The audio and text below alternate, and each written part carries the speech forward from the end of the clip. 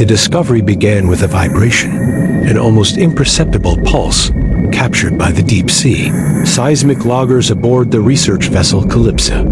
At first, the team believed it was nothing more than a minor tectonic tremor common to the North Atlantic Ridge. But as the data stabilized, a pattern emerged, a hollow, rhythmic echo that suggested the presence of a cavity far below, a chamber or structure buried beneath centuries of silt and pressure. It was the kind of anomaly that stirred curiosity in scientists and awakened something far more ancient in the imaginations of explorers. 3 days later, under a sky the color of faded steel, the Calypso lowered its 2 senior divers, Dr. Elena Moretti and Marcus High, into the ink-black water. Their mission was simple in theory: follow the coordinates, investigate the echo, and document whatever they found. But even before they descended past the first 100 meters, they felt an odd tension in the water, almost like the ocean itself was holding its breath as they dropped deeper. The sunlight thinned into a pale, wavering blue. Then blue dissolved into violet, then into complete darkness. Their lights cut narrow tunnels through the void, illuminating only small bursts of drifting particles and the occasional startled fish. At 3,900 meters, the seabed appeared a vast plain of sediment sculpted by slow, eternal currents. And then they saw it.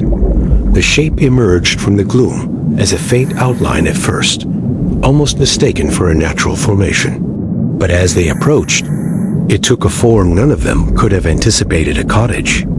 A small, sharply angled wooden cottage, sitting impossibly upright on the ocean floor, as though it had simply sunk through time and landed without disturbance.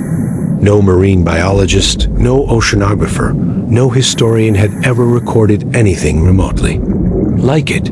The cottage was completely intact, its sloped roof blanketed in marine sponge and soft white coral.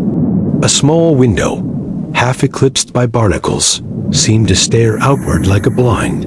Watching eye. Marcus whispered, though whispering was pointless, "This is impossible." Elena's voice, crackling through the comms, sounded steady but strained. "Document everything. Keep your distance for now." But distance meant nothing in a moment like this. The divers drifted closer, pulling themselves gently with the currents. The wood, though waterlogged and dulled, retained and eerily preserved. Structure, no decay, no collapse. It stood in perfect defiance of logic. The Calypso's team watched through the live feed, silent. "This architecture," Elena murmured, shining her beam across the facade. "It's European. 19th century, maybe. But even that doesn't make sense. How is it intact? How is it here?" Marcus tugged at something near the base of the wall. It was a stone, a brick foundation. This wasn't part of a ship. This was a house built on land. Elena floated toward the front door.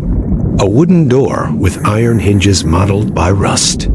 A brass handle still held its curve, though dulled by mineral accretions. She reached out with gloved fingers. "Elena," Marcus warned, "we don't know what's inside. That's why we're here." Her voice was calm. Too calm. The handle moved with shocking ease, turning under her grasp as though the house had been waiting for this moment. The door creaked open not, loudly but audibly, even through the thickening water. The sound was soft and wrong, like the sigh of something waking from a long sleep. A narrow hallway stretched inward. Their lights revealed suspended motes of sediment, drifting like pale, sluggish snow.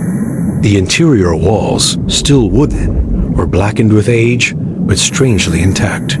No collapse, no rot. Only the silent, oppressive weight of centuries pressing. Against a doorway that should never have existed, they entered. Behind them, the door drifted shut. The hallway was lined with objects. A framed picture hung tilted on the right wall, though time had stripped it of any image.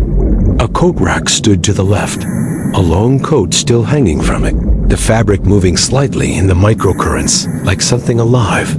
A wooden shelf held a row of small items: ceramic cups, a brass key, an old pocket watch whose cracked face still reflected the light in jagged fragments. Elena filmed it all, her breathing slow and rhythmic. Marcus scanned behind them repeatedly, as if expecting the house to shift or the walls to close in. "This is a time capsule," he whispered. "A sealed pocket of history." Elena disagreed. No, time couldn't preserve something like this. Something else did. They moved deeper.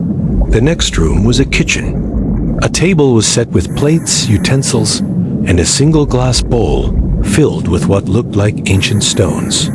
A stove sat in one corner. A kettle had fused to the burner with corrosion.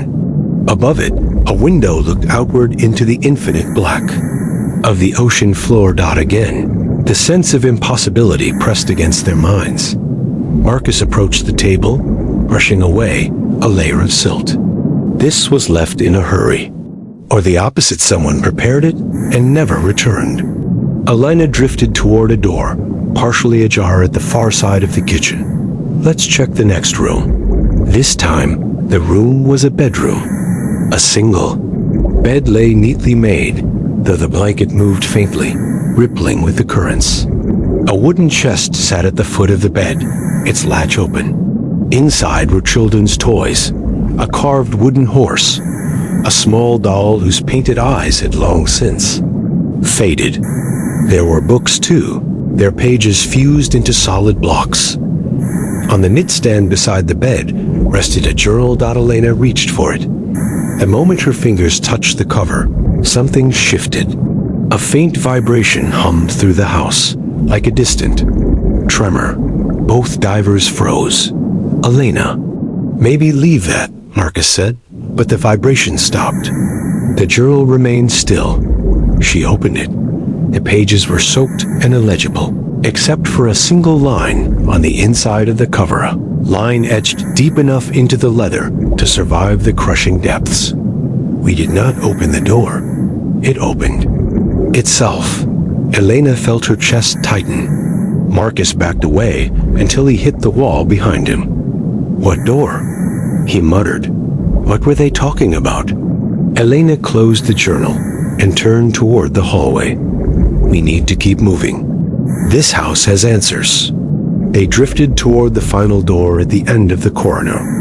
The basement. The door was slightly open, revealing only darkness.